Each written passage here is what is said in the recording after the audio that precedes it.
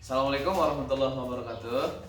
Bertemu lagi dengan saya Muhammad Sutrisna Kurniawan, CGP Angkatan 10 dari Unit Kerja SD Negeri 3 Boroteng, Kecamatan Sakra Barat, Kabupaten Lombok Timur, Nusa Tenggara Barat. Hari ini saya akan melakukan wawancara pengambilan keputusan oleh salah satu dari CGP Angkatan 4 Pak ya, yang mana sekarang menjadi kepala sekolah di SD 2 Gunung Raja, Kecamatan Sakra Barat. Kepada beliau adalah Pak Haji Abdul Hafiz, MPD. Bapak, apakah hari ini ada waktu untuk saya melakukan wawancara? Siap. Baik, ini masalah materi modul 3.1 Bapak Kepala, yang di mana modul 3.1 itu pengambilan keputusan berdasarkan nilai-nilai kebajikan. Ada beberapa pertanyaan yang ingin saya ajukan terkait dengan dilema etika Bapak Kepala. Yang pertama, selama ini bagaimana Bapak Kepala dapat mengidentifikasi kasus-kasus yang merupakan dilema etika atau rujukan moral yang pernah Bapak alami di SD 2 Gunung Raja? Ya, terima kasih. Selama saya di SD 2 Gunung Raja ini, saya mengalami begitu banyak tantangan, tetapi semua itu diselesaikan dengan cara musyawarah, kolaborasi. Nah, itu yang mempererat sehingga dilema-dilema yang ada di situ sehingga bisa terdeteksi dan terbaca dengan baik.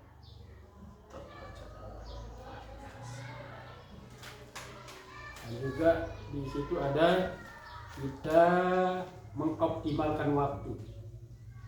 Di sini kita selalu membicarakan, mendiskusikan hal-hal yang bersifat urgen. Kita musyawarahkan bersama, menemukan solusi baik melalui coaching yang sekarang ini sangat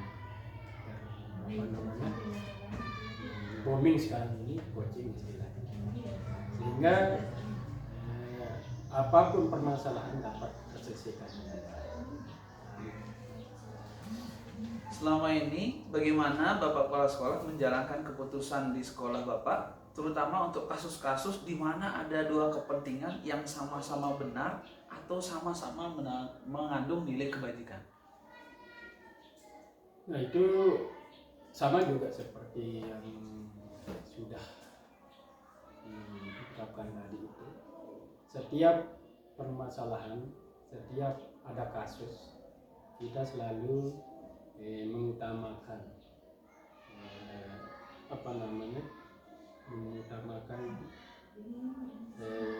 diskusi, kolaborasi.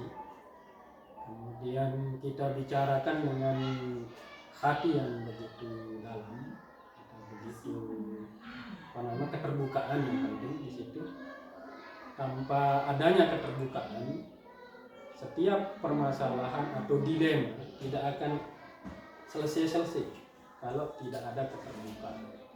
Sehingga ini penting di sini saya terapkan di sejak awal saya di sekolah ini. Itu keterbukaan atau kejujuran.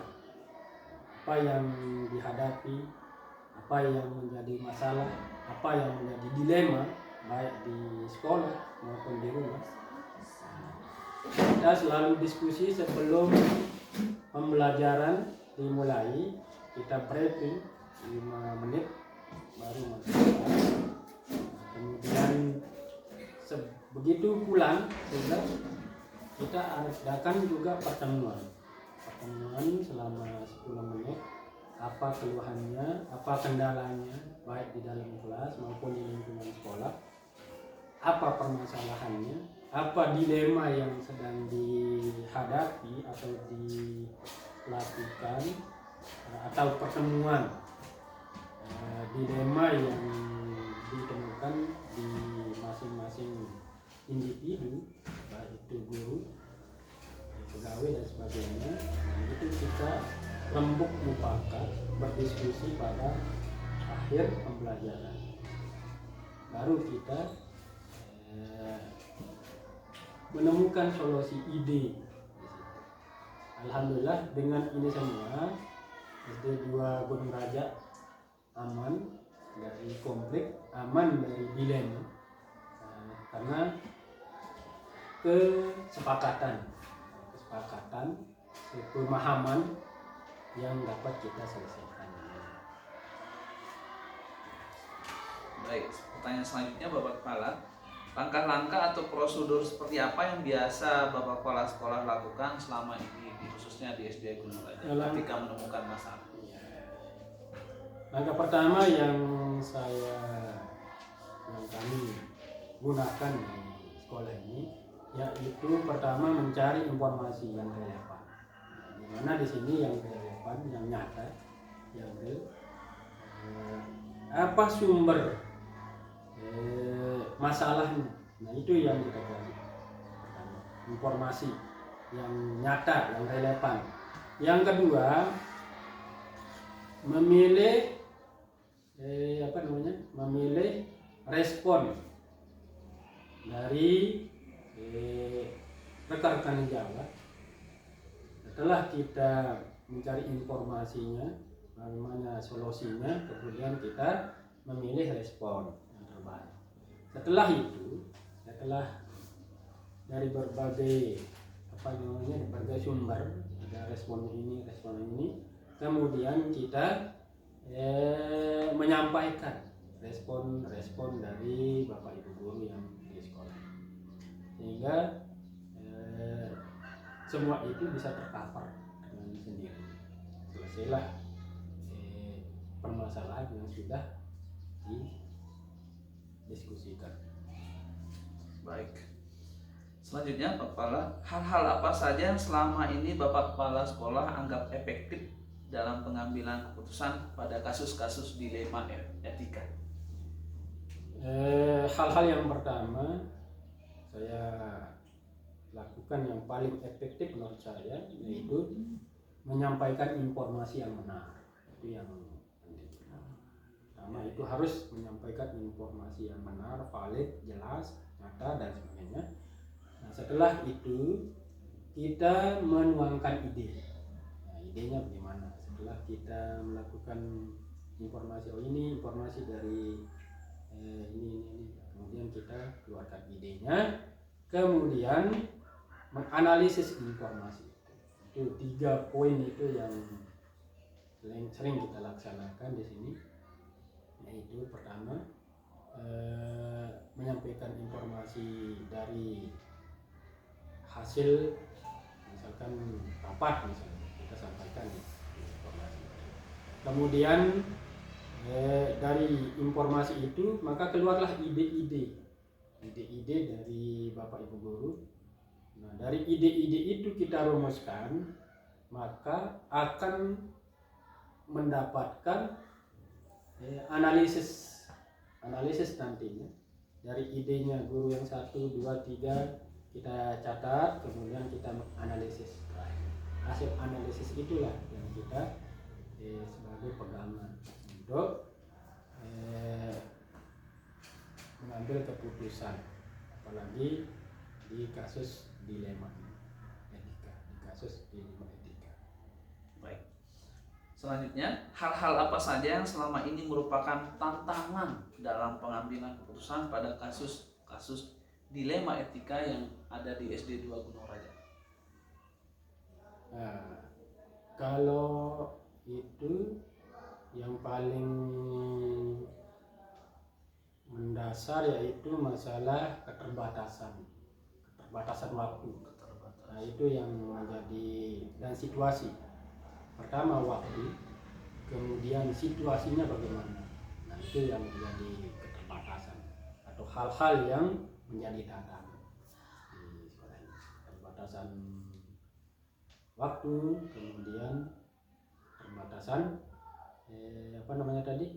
situasi yang menyelimuti di situ. Selanjutnya Bapak, apakah Bapak Kepala Sekolah memiliki sebuah tata kala atau jadwal tertentu dalam sebuah penyelesaian kasus dilema etika? Apakah Bapak Kepala Sekolah langsung menyelesaikan di tempat atau memiliki sebuah jadwal untuk menyelesaikannya? Bentuk atau prosedurnya seperti apa yang Bapak jalankan? Kita mempunyai buku penanganan kasus istilahnya, kan sudah ada di tiap-tiap sekolah. Itu ada istilahnya buku penanganan kasus. Tergantung kasusnya bagaimana, apakah dia berat, ringan. Kalau dia ringan, maka kita langsung menyelesaikan. Tapi kalau dia berat, insya Allah tidak ada yang selama ini yang kan. Nama ya saya di sini alhamdulillah baik saja, dan juga dari segala macam kasus-kasus yang besar tidak ada. Yang penting tadi yang dijelaskan dari awal itu bahwa harus ada keterbukaan dan kerjasama yang baik. Adakah seseorang atau faktor-faktor apa yang selama ini mempermudah atau membantu Bapak Kepala Sekolah dalam pengambilan keputusan dalam kasus-kasus dilema etika? Sejauh ini yang membantu alhamdulillah Bapak Ibu guru sudah menguasai istilahnya bimbingan konseling.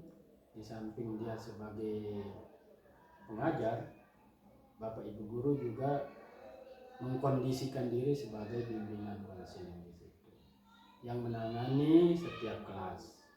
Nah, Ibu Bapak guru ini selalu siap dan selalu tanggap kalau ada kasus-kasus yang menyangkut masalah dilema etika itu. Dan sejauh ini alhamdulillah semua tertangani, karena tidak ada, apalagi di pelosok ini tidak ada dilema etika yang begitu berat, kan gitu. Baik, pertanyaan terakhir Bapak Kepala Sekolah. Dari semua hal yang telah Bapak Kepala Sekolah sampaikan, pembelajaran apa yang Bapak Kepala Sekolah petik dari pengalaman Bapak mengambil keputusan dilema etika? Alhamdulillah di sekolah SD 2 Gunung Raja, pembelajaran yang paling sangat saya terkesan dan sangat saya nikmati di sini adalah pembelajaran di mana dalam suatu instansi itu ada istilahnya kekeluargaan. Kekeluargaan itu sangat penting dalam sebuah organisasi. Di mana di sini tidak ada istilahnya kalau bahasa kalau bahasa ibu atau saya sasak lah, ndek narak kalau hati. Tidak ada iri dengki, tidak ada yang menyalahkan, tidak ada yang kamu ini, kamu tidak ada. Itu yang membuat pembelajaran yang saya dapatkan di sini, sehingga membuat kami walaupun sarana prasarana yang seperti ini serba kurang, dari bangunan PC, dari dari dana, dari segi siswa yang kurang, tapi dengan kekeluargaan itu menjalin suatu komunikasi yang lancar, kemudian terciptalah sistem kekeluargaan seperti kita berada di dalam satu keluarga. Nah, itu yang menjadi pembelajaran yang paling sangat saya syukuri dan saya catat di dalam buku harian saya maupun di hati saya, sistem kekeluargaan. Nah, itu yang paling berkesan di sini. Walaupun dari segi segala macamnya agak terbelakang dari sekolah-sekolah yang 32 di Kecamatan Sakra Barat, tapi dari segi kekeluargaan kita tanamkan itu yang menjadi. Kalau saya bercerita lebih banyak tidak ada anunya. Yang paling ini berkesan itu ialah tanda kutip kekeluargaan. pembelajaran yang tidak bisa dibeli dengan intan permata seperti lagu Malaysia itu. Luar biasa. Terima kasih Bapak Kepala atas wawancara yang sangat singkat ini, dan semoga saja menjadi berkah bagi saya dan untuk kita semua. Itulah wawancara saya dengan kepala sekolah SD 2 Gunung Raja, dari guru penggerak angkatan 4 yang sekarang sukses menjadi Bapak Kepala Sekolah. Terima kasih Bapak. Assalamualaikum warahmatullahi wabarakatuh.